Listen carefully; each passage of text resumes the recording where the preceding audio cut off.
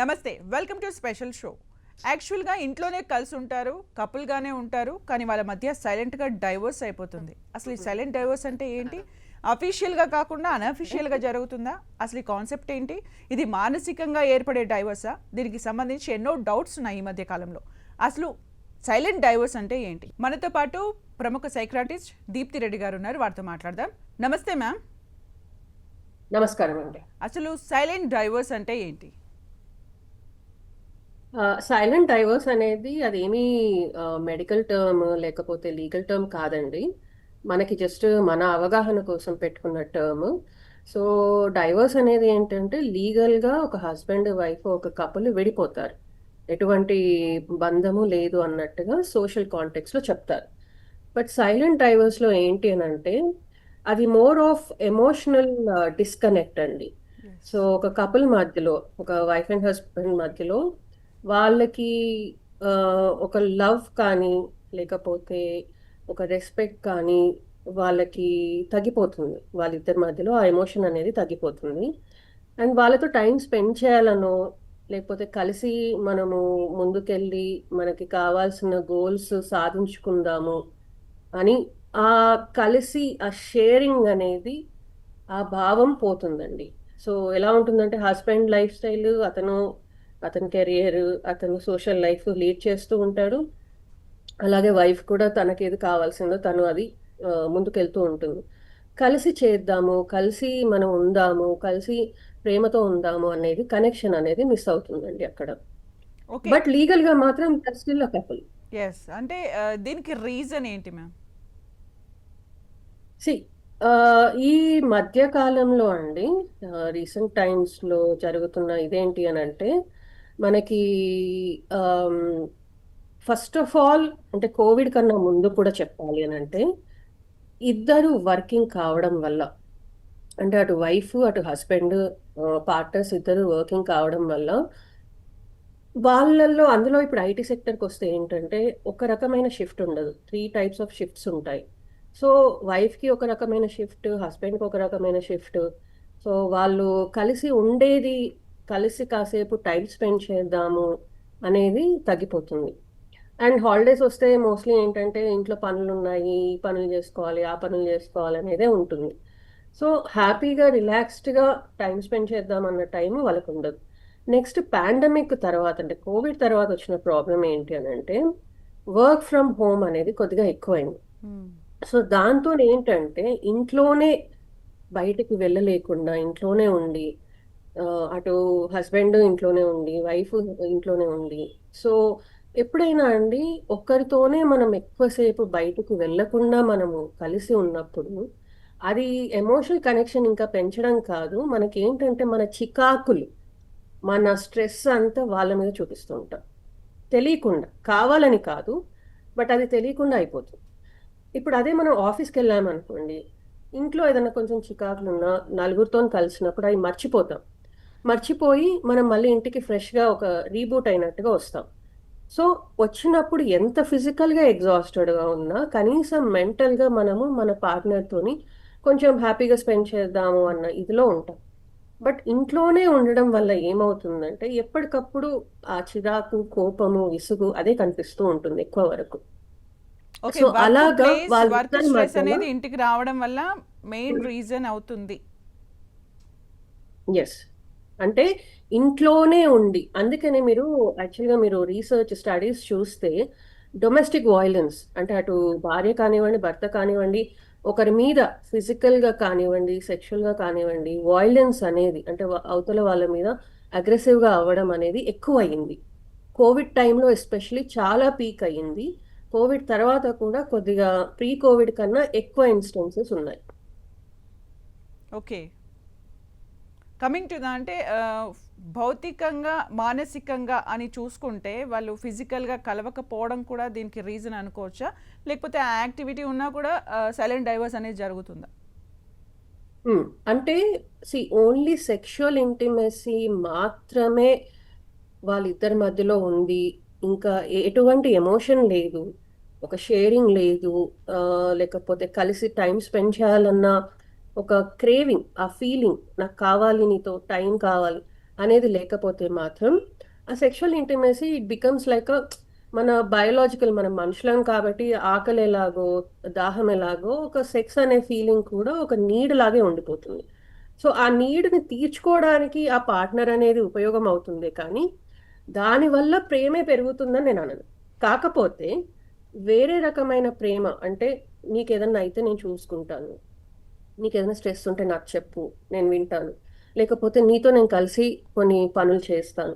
So ఇలాంటి love చూపించినప్పుడు sexual intimacy అనేది అదొక క్యాటలిస్ట్ లాగా అయ్యి వాళ్ళ ప్రేమని పెంచుతుంది. బట్ ఒక్క క్యాటలిస్ట్ ఉంటేనే సరిపోదు, మనకి మిగతా ప్రోడక్ట్స్ కూడా కావాలి, మిగతా డిఫరెంట్ టైప్స్ ఆఫ్ ప్రేమలు కూడా కావాలి. ఓకే మ్యామ్, ఇప్పుడు హ్యాపీ మ్యారేజ్ అంటే డెఫినేషన్ ఏంటి అంటే మీరు ఏం చెప్తారు? హ్యాపీ మ్యారేజ్ అని అంటే first of all happy for ever అనేది కాదండి. దట్స్ అ వెరీ స్టోరీ బుక్స్లోనే ఉంటుంది. కాకపోతే ఆ, మనము మ్యారేజ్ని కూడా ఒక ఫ్రెండ్షిప్ లాగా ట్రీట్ చేస్తే బెటర్ అండి. ఇప్పుడు మనకి చాలా క్లోజ్ ఫ్రెండ్స్ ఎక్కడ ఉంటారు? యూజువల్గా చాలా మందికి క్లోజ్ ఫ్రెండ్స్ స్కూల్లో అవుతారు, లేదంటే ఏదన్నా ఒక long education course like lawyer కానీ ఎంబీబీఎస్ కానీ లేకపోతే పిహెచ్డి కోర్సెస్ అంటే కనీసం ఒక 4-5 ఏళ్ళు కలిసి ఉన్నప్పుడు మనకి ఆ భావం, ఆ డీప్ ఫ్రెండ్షిప్ అనేది అవుతుంది. సో మోస్ట్లీ స్కూల్లో మనకి ఫ్రెండ్షిప్స్ అవుతాయి. సో అది ఎందుకు అలా అంటే ఇట్స్ నాట్ బికాస్ ఓకే చిన్నప్పుడు ఆ అమాయకత్వము అదంతా ఉంటుంది, ఆ ప్రేమ ఉంటుంది, ఓకే. కానీ ఎంత కాలం గడిస్తూ ఉంటే అంతకాలం మనము అంటే మన ఫ్రెండ్ని మనము ప్రేమించి వాడికి కావాల్సినప్పుడు మనము వాడికి హెల్ప్ చేసి వాడిని రెస్పెక్ట్ చేసి నీ డెసిషన్స్కి అన్నిటికీ నేను తోడుంటాను అని కలిగించినప్పుడు వాడు మనకి చాలా క్లోజ్ ఫ్రెండ్ అవుతాడు. సో హ్యాపీ మ్యారేజ్ కూడా ఒక లాంగ్ స్టాండింగ్ ఫ్రెండ్షిప్ లాంటిదండి. సెక్షువల్ ఇంటిమసీ అంటారా, అది యూజువల్గా ఫస్ట్ 10 yearsలో చాలా పెద్ద క్యాటలిస్ట్, పెద్ద ఫ్యాక్టర్ మ్యారేజ్ లైఫ్ చాలా స్ట్రాంగ్గా ఉండడానికి. కానీ పిల్లలు వచ్చాక ఏమవుతుందంటే ఆ ప్రేమ అనే భావం హ్యాపీ మ్యారేజ్కి ఇద్దరు కలిసి పిల్లల్ని చూసుకుంటే, అంటే అది ఎస్పెషల్లీ ఈ కాలంలో చాలా అవసరం అండి. ఎందుకంటే ఇద్దరు వర్కింగ్ అయినప్పుడు ఓన్లీ మదరే చూసుకోవాలి అంటే మాత్రం కష్టం అవుతుంది. అండ్ దిస్ ఈజ్ వై విమెన్కి కూడా సైకలాజికల్ ప్రాబ్లమ్స్ ఎక్కువ అవుతున్నాయి. ఎందుకంటే అటు ఇంటిని చూసుకోవాలి, పిల్లల్ని చూసుకోవాలి, కెరియర్ని చూసుకోవాలి. అలా కాకుండా ఫాదర్ కూడా ఇప్పుడు వచ్చి నేను నీ పక్క నుండి నేను పిల్లల్ని నేను చూసుకుంటాను, ఇద్దరం కలిసి చూసుకుందాము అన్నప్పుడు అది ఇంకా చాలా డీప్ ఫౌండేషన్ వెళ్తుందండి. ఆ ఫౌండేషన్ అనేది ఇంకా కిందికి వెళ్తుంది. సో మీరేమంటారు, డీప్ రూటెడ్గా ఏదైతే చాలా లోతుకున్న రూట్స్ ఏవైతే ట్రీ ఉంటాయో అవి యూజువల్గా తొందరగా పోవు. ఓకే జస్ట్ పైన పైన ఉన్న రూట్స్ని తొందరగా అవి వెళ్ళిపోతాయి, ప్లాన్స్ ఉండవు. సో ఇది కూడా అంతే, కాలం గడుస్తున్న కొద్దికి మన ప్రేమని మనం ఎక్కువగా దాన్ని చేసుకుంటూ ఇద్దరు కలిసి ప్రయాణం చేస్తే, షేర్ చేసుకొని ప్రయాణం చేస్తే అది చాలా లాంగ్ స్టాండింగ్గా ఉంటుందండి. ఓకే ఇప్పుడు ఏ తప్పకుండా రకంగా గొడవలు వస్తాయి, ఇప్పుడు ఏ రకంగా చూసినా హ్యాపీగా కూడా వర్క్ ఫ్యామిలీ బ్యాలెన్స్ అనేది చాలా ఇంపార్టెంట్ అనేది ఇక్కడ మనం అర్థం చేసుకోవాల్సిన ఒక థింగ్. దాన్ని ఎలా బ్యాలెన్స్ చేసుకోవాలి, రిపేర్ చేసుకోవాలంటే సైలెంట్ డైవర్స్ని రిపేర్ చేసుకోవాలంటే ప్రాసెస్ ఏంటి? యా. సో మెయిన్గా అండి, ఇప్పుడు సైలెంట్గా ఉండి పెద్దగా ఎక్స్ప్రెస్ చెయ్యట్లేరు, సరే నీ పని నువ్వు చూసుకో నా పని నేను చూసుకుంటా అన్నప్పుడు ఒకసారి వాళ్ళు అది వాళ్ళకి గుర్తింపు గనక జరిగితే మన మ్యారేజ్లో ఏదో తేడా ఉంది, మన రిలేషన్షిప్లో ఏదో సరిగ్గా వర్కౌట్ అవ్వట్లేదు అని వాళ్ళకి అనిపిస్తే ఒకసారి కూర్చొని ఫస్ట్ వాళ్ళిద్దరు డిసైడ్ చేసుకోవాలి. అవును, మనం ఇది యాక్సెప్ట్ చేస్తే బెటరు, కొంచెం ముందుకు తీసుకెళ్దాము, దీన్ని పాజిటివ్గా తీసుకెళ్దాము, హెల్ప్ తీసుకుందాం. మేబీ పెద్దవాళ్ళతో కలిసి మాట్లాడడం కూడా ఒక రకమైన హెల్పే, వాళ్ళ ఇన్పుట్ తీసుకోవడం. ఫ్యామిలీ మెంబర్స్తో అవ్వట్లేదు, ఫ్రెండ్స్తో అవ్వట్లేదు అంటే నెక్స్ట్ వచ్చేసి మెంటల్ హెల్త్ ప్రొఫెషనల్స్ అండి. మీకు సైకాలజిస్టులు ఉంటారు, సైకియాట్రిస్టులు ఉంటారు హెల్ప్ చేయడానికి. సో మేమేమంటే ఇప్పుడు మాకు వాళ్ళు ఫ్యామిలీ మెంబర్ కాదు కాబట్టి మేము న్యూట్రల్గా ఇద్దరికి చెప్పగలుగుతాం, అమ్మ మీరు ఇలా చెయ్యండి, ఇలా మాట్లాడండి, ఇగో మీ మ్యారేజ్లో ఈ కొన్ని ప్యాటర్న్స్ ఉన్నాయి, నెగటివ్ ప్యాటర్న్స్ ఉన్నాయి, దీన్ని కొంచెం కరెక్ట్ చేసుకుందాము. సో ఆ అబ్బాయికి మీరు ఇలా కొంచెం షేర్ చేసుకోండి రెస్పాన్సిబిలిటీస్, అలా అని ఎక్కడైతే ఫాల్ట్ ఉందో అది డిటెక్ట్ చేసి మేము కొద్దిగా దాన్ని కరెక్ట్ చేయగలుగుతాం. ఓకే కమింగ్ టు ద అంటే ఈ మధ్య మనం మాట్లాడుకుంది ఇప్పటివరకు అయితే ఇద్దరు డిస్కనెక్ట్ అయిపోవడం, అంటే మానసికంగా ఇద్దరు డిస్కనెక్ట్ అయిపోవడం అని అనుకుంటున్నాం. ఓకే, ఇది ఒక సైలెంట్ డైవర్స్గా తీసుకున్నా కూడా ఈ మధ్య కాలంలో ఎక్కువగా చూస్తున్నాం వేరే వాళ్ళతో కనెక్ట్ అవుతూ ఉన్నారు. దాన్ని కూడా సైలెంట్ డైవర్స్లోకి ఒక పార్ట్గా తీసుకోవచ్చా, తీసుకోవద్దా? ఫస్ట్ ఆఫ్ ఆల్ అసలు వేరే వాళ్ళకి ఎందుకు కనెక్ట్ అయ్యారు? మనము ఇప్పుడు ఇందాక నేను చెప్పాను కదా, ఆకలి, తర్వాత దాహము, నిద్ర, ఇవన్నీ ఎలాగైతే మన బయోలాజికల్ నీడ్స్ ఉంటాయో, మన బాడీకి కావాలవి, అలాగే సెక్షువల్ ఇంటిమసీ కూడా వన్ ఆఫ్ ద నీడ్. అలాగే ఎమోషనల్గా ఒకరితోని మనకి, అతను నన్ను అర్థం చేసుకుంటాడు, ఆ మనిషి నన్ను అర్థం చేసుకుంటది, నేను ఆమెతో మాట్లాడుకుంటే నాకు హాయిగా ఉంటది, నన్ను రెస్పెక్ట్ చేస్తుంది అన్న ఫీలింగ్, ఎమోషనల్ కనెక్షన్ కూడా ఒక biological need.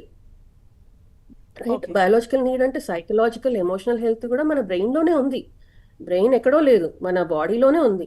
So it is a biological need. So sexual ఇంటిమసీతో పాటు ఎమోషనల్ ఇంటిమసీ కూడా చాలా అవసరం.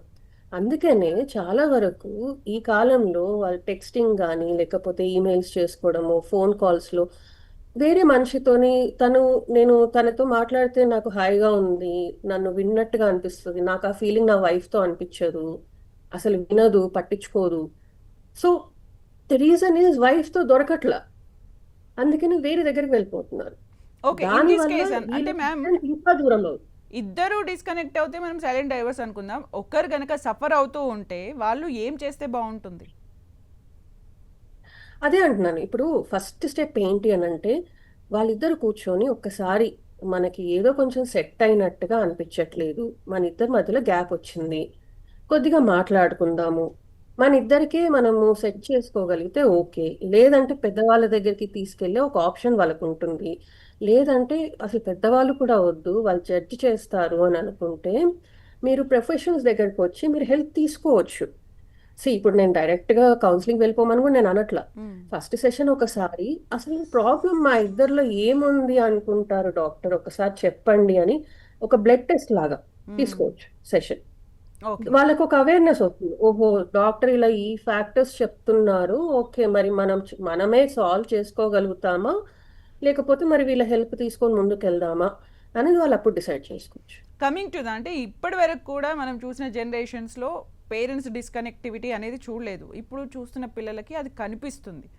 అంటే అది పిల్లలపైన ఎంత ప్రభావం ఉంటుంది, నెక్స్ట్ జనరేషన్కి చాలా ఎఫెక్ట్ అయ్యే ఛాన్స్ ఉంటుంది. యా, సో మనకి ఇక్కడ ఒకటి తెలుసుకోవాల్సిన స్ట్రాంగ్ ఫ్యాక్టర్ ఏంటంటే అండి, మన చైల్డ్హుడ్ ఎలాగుంది అనే దాన్ని బట్టి చాలా వరకు 80% మన అడల్ట్హుడ్ కూడా అలాగే ఉంటుంది. అంటే పెద్దగా అయ్యాక ఎలా ఉంటాం అనేది కూడా మన చైల్డ్హుడ్లో ఎలా ఉంది దానికి కరెక్ట్గా మిర్రర్ అర్థమే మన అడల్ట్హుడ్ కూడా. సో ఒక మనిషి ప్రేమగా ఉంటాడు, మంచిగా మాట్లాడతాడు, రెస్పెక్ట్ ఇస్తాడు అని అంటే ప్రాబబ్లీ వాళ్ళ పేరెంట్స్ కూడా అదే చేశారు, అలాంటి వాతావరణంలో పెరిగాడు ఆ అబ్బాయి ఆర్ అమ్మాయి. ఇప్పుడు ఏంటంటే మనకి మన పేరెంట్స్ ఎప్పుడు కూడా డిస్కనెక్షన్ లేదు, వాళ్ళు క్లారిటీగా వాళ్ళు డివైడ్ చేసుకున్నారు. నేను ఇంట్లో చూసుకుంటా, హౌస్ వైఫ్గా ఉంటా, మొత్తం బర్డెన్ పిల్లలది, ఇంట్లో పనంతా నేను చూసుకుంటా, బయట ఫాదర్ చూసుకుంటాడు. సో ఇంటికి వచ్చాక వాళ్ళిద్దరు కాసేపు కలిసి, సో ఇక్కడ ఏంటి, ఫాదర్ ఈవినింగ్ కల్లా, అప్పట్లో నైట్ డ్యూటీస్ అనేది చాలా తక్కువ, సో ఇంటికి వచ్చేసరికి మదర్ ఉండేది, అవైలబుల్గా ఉండేది, వీళ్ళిద్దరు షేర్ చేసుకోవడానికి కనీసం ఒక 2-3 అవర్స్ ఉండేది టైం. సో షేర్ చేసుకొని, ఓకే నీకు ఇలా కష్టమైందా, నాకు అలా కష్టమైంది, పిల్లోడు ఇలా చేశాడు, ఆఫీస్లో బాస్ ఇలా చేశాడు. సో వాళ్ళకి రెండు ప్రపంచాలు వేరే అయినా కూడా కలిసి మాట్లాడుకొని ఒకరిని అర్థం చేసుకోవడానికి టైం ఉండేది, వాళ్ళకి ఆ ఎమోషన్ కూడా ఉండేది. మరి అలాంటి వాతావరణంలో పెరిగినా కూడా మనం ఎందుకు ఇలా అవుతున్నాము అంటే మనలో ప్రేమ లేక కాదు, కాకపోతే మనకి టైం ఉండట్లా, అండ్ మనము షిఫ్ట్లు వేరే, అండ్ తర్వాత మనకి ప్రాబ్లం వస్తే ఎలా సాల్వ్ చేసుకోవాలనేది సగం మందికి తెలియదు. సో ఇలా ప్రొఫెషనల్ హెల్ప్ తీసుకోవచ్చు అనేది కూడా చాలా మందికి తెలియదు. ఎస్. సో దీనివల్ల ఏంటంటే పాజిటివ్ ఎన్వైరన్మెంట్ ఉంటేనే మనకి కష్టం అవుతుంది అని అంటే, నా ఇమాజిన్ ఇప్పుడు మనలాంటి జనరేషన్ వాళ్ళు కిడ్స్ని పుట్టిస్తే అండ్ సపరేటెడ్గా ఉన్నప్పుడు ఫ్యామిలీస్ సరిగ్గా లేరు కపుల్ అని అనుకుంటే, ఇదే చూసి పెరుగుతారు పిల్లలు. ఆహా, ఓకే మనం ప్రేమించాల్సిన పని లేదు, మనకి కావాల్సిన మన నీడ్స్ సరిపోతే చాలు. మన మీద మన లైఫ్ లీడ్ చేసుకోవచ్చు. సో వాళ్ళు పెద్దగయ్యాక వాళ్ళు పార్ట్నర్‌లో చూడాల్సింది ఏంటి? ప్రేమ, రెస్పెక్ట్ అవి చూడరు. ఓకే. నీ దగ్గర ఇంత డబ్బుందా? మనిద్దరం కలిసి వెకేషన్‌కెళ్తామా? లేకపోతే నువ్వు నన్ను ఎక్కువ విసిగించకుండా నా లైఫ్‌ని నన్ను లీడ్ చేయనిస్తావు కదా! ఓకే. సో అంటే వాళ్ళ గిరి గీసుకొని కూర్చుంటారు. నా ప్రపంచం నేను అడ్జస్ట్ అవ్వను. నేను ఇలాగే ఉంటాను. అనేది ఆ అడ్జస్ట్‌మెంట్ కెపాసిటీ, రెసిలియన్స్ అనేది తగ్గిపోతుంది. కమింగ్ టు ద అంటే మ్యామ్ సమాజం కోసం ఇంకా వేరే ఇతర కారణాలైనా కూడా సైలెంట్ డైవర్స్లో కూడా అలా ఇయర్స్ గడిపేస్తూ ఉంటారు. అది కరెక్ట్ అంటారా, లేదా గౌరవప్రదంగా అఫీషియల్గా డైవర్స్ తీసుకోవడం బెటర్ అంటారా? సీ ఏదైనా విడిపోవడం అండి బాధాకరమే. లీగల్‌గా అయినా సరే, లీగల్‌గా అంటే ఇంకా కొన్ని స్టెప్స్ ఎక్కువుంటాయి. సో, ఏదైనా కూడా బాధాకరమే. ఫస్ట్ ఆఫ్ ఆల్ అసలు సెపరేషన్ కొంచెం దూరం అవుతున్నాము అంటే, సెపరేషన్ అని కూడా అనను. డిస్టెంట్ అవుతున్నాము, దూరం అవుతున్నామన్న ఫీలింగ్ వచ్చినప్పుడే, ఒకసారి దాన్ని సాల్వ్ చేసుకోవడానికి కూర్చొని మాట్లాడుకొని, ఎక్స్‌పెక్టేషన్స్ ఏంటి? వైఫ్ ఏంటి? హస్బెండ్ ఏంటి? వాళ్ళ ఎక్స్‌పెక్టేషన్స్ ఏంటి? ఎంత వరకు పాసిబిలిటీస్ ఉన్నాయి ఇద్దరు అడ్జస్ట్ అవ్వడానికి? యెస్. ప్రాక్టికల్‌గా పాసిబిలిటీ ఉంది. అడ్జస్ట్ అయితే కొద్దిగా తను, కొద్దిగా ఈయన అడ్జస్ట్ అయితే అవుతుంది అనంటే అసలు సెపరేషన్, డిస్టెన్సింగ్ గూడా మనము మర్చిపోవచ్చు. వాళ్ళిద్దరు మళ్ళీ కొంచెం టైం మీద దగ్గరవుతారు. కానీ కొన్ని ఫ్యాక్టర్స్ ఉంటాయండి. Like for example silent divorce అంటే సరే ఎక్కువ ఏం మాట్లాడకపోవడం. బట్ అసలు ఒక హస్బెండ్ సపోజ్ ప్రేమే ఇవ్వట్లేడు. ఈ వైఫ్ ఏమో సరే రోజంతా పని చేసుకొని ప్రేమగా మాట్లాడదాము అని అనుకునేసరికి ఆయన అసలు ఇవ్వట్లేదు టైం. ఆమెను పట్టించుకోవట్లేదు. ఆమె ఎంతకాలం అలా చేయగలుగుతది? సో, మాట్లాడి కూర్చున్నప్పుడు నేనైతే నిన్ను నేను ప్రేమించలేను. నేను నాకు వేరే అఫైర్ ఉందనో, లేకపోతే నాకసలు ఇంట్రెస్టే లేదు అని అన్నా కూడా, then we cannot force them. కలిసి ఉండండి అని ఫోర్స్ చేయలేము. అది వాళ్ళ డెసిషన్ ఇంకప్పుడు. ఓకే. అంటే మ్యామ్ ఈ కైండ్ ఆఫ్ సైలెంట్ డైవర్స్ ఎవరిలో ఎక్కువగా చూస్తున్నారు? మిలీనియల్స్ ఆర్ జెన్జీ అంటే ఏం చెప్తారు? ఐ థింక్ నేను ఇందాక చెప్పినట్టు మిలేనియల్స్‌లో వాళ్ళకి ఇంకా కూడా కొద్దిగా సరే పిల్లల కోసమో, సొసైటీ కోసమో, లేకపోతే ఇంకా ట్రై చేద్దాము. బికాజ్ మనం ఆ వాతావరణంలో పెరిగాం. అడ్జస్ట్‌మెంట్ చేసుకోవడానికి ట్రై చేద్దాము అన్నట్టుగా. సో, వాళ్ళల్లో ఇంక కొంచెం ఆ అడ్జస్ట్‌మెంట్ ఫ్యాక్టర్ అనేది, ఆ కెపాసిటీ అనేది ఉంది. సో, మేబీ సైలెంట్ డైవోర్సెస్ అనేది వీళ్ళల్లోనే కొద్దిగా ఎక్కువున్నట్టుంది. ఎందుకంటే సరే కొద్దిగా చూద్దాము, కొన్ని రోజులు పోనిద్దాము, ఎలాగుంటదో చూద్దాము.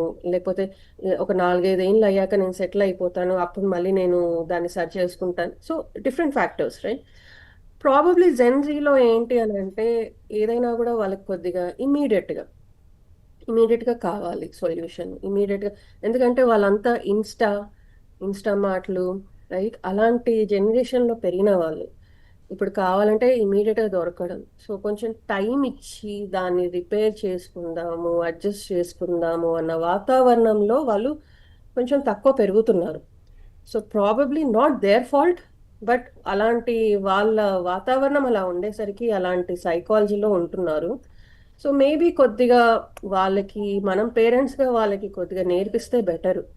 కొంచెం ఓపిక ఉండాలి. తొందరొద్దు. అండ్ కొంచెం డబ్బే మొత్తం కాదు. కెరియరే మొత్తం కాదు. కొంచెం ప్రేమలు చూసుకోండి. ఫ్యామిలీ చూసుకోండి అనేది చెప్పగలిగితే బావుంటుంది వాళ్ళకి. కమింగ్ టు ద ఫైనల్గా చెప్పండి మేము, అంటే ఏజ్ ఫ్యాక్టర్ ఎంతవరకు ఇందులో ఇంపార్టెంట్? అంటే యంగ్ ఏజ్లో ఉన్నప్పుడు ఆవేశంగా ఓకే డైవర్స్ అని, సైలెంట్ డైవర్స్ అని అలా వెళ్ళిపోయిన తర్వాత అలా వెళ్తూనే ఉంటుంది ఇంకా ప్రాసెస్ అనేది. అంటే చిన్న చిరాకు వచ్చినా కూడా అడ్జస్ట్ అవ్వకపోవడం ఇలాంటివి జరుగుతూ ఉంటాయి. ఇందులో ఏజ్ ఫ్యాక్టర్ ఎంతవరకు ఉంటుంది? సైలెంట్ డైవోర్సెస్ దాకా వచ్చింది అని అంటే అండి యంగ్ ఏజ్లో వస్తుంది అని నేను అనుకోను. అన్లెస్ వాళ్ళు చాలా హెల్ప్లెస్ సిచ్యుయేషన్లో ఉండి మ్యారేజ్ని బ్రేక్ చేయకపోతేనే బెటర్ అని అనుకొని సైలెంట్గా ఆ డిస్టెన్స్ని భరిస్తే వేరే విషయము. కానీ మీరు చెప్పేది యూజువల్గా సైలెంట్ డైవోర్సెస్ అనేవి మోస్ట్లీ అబౌవ్ 35, 40స్లో ఉన్న ఏజ్ గ్రూప్లో ఉందండి. అదే అంటే వాళ్ళకి ఏంటంటే తెగతెంపులు వద్దు, కొంచెం ఎప్పుడో ఒకసారికి మనం సరి చేసుకుందాము, సరిగ్గా అవుతదేమో, లేకపోతే కొద్దిగా సెటిల్ అయ్యాక సరి చేసుకుందాం అని ఒక హోప్‌తో ఉంటున్న ప్రాబబ్లీ వాళ్ళు దాన్ని సాల్వ్ చేసుకునే అంత టైము లేదు, అంత స్ట్రెస్ తీసుకోలేరు. సో అలాగా నడిపిస్తున్నారు, దాన్ని సాల్వ్ చేసుకోవడానికి ముందుకు రావట్లేదు. సో మేబీ 35 అబౌవ్ 40స్లో ఉన్న వాళ్ళు కొద్దిగా ఎక్కువ మంది ఉన్నారు. అండ్ బిలో 35 అంటారా అండి, వాళ్ళు యూజువల్గా ఎమోషనల్గా ఉంటారు, కొద్దిగా తొందరగా ఏదున్నా కూడా తొందరగా బయటపడతారు. సో ఓకే, మనం కలిసి ఉంటే ఉందాం, లేకపోతే లేదు, మనకు సెట్ అవ్వదు అని డిసైడ్ చేసేసుకొని ఎక్స్ట్రీమ్స్కి వెళ్ళిపోవడానికి ఛాన్సెస్ ఉంటాయి. Okay, thank you so much ma'am. Silent divorce కోసం అసలు అది ఎలా ఉంటుంది, మానసికంగా ఎలా ప్రిపేర్ అవ్వాలి అనే దాని గురించి చాలా క్లియర్గా ఎక్స్ప్లెయిన్ చేశారు. Thank you so much.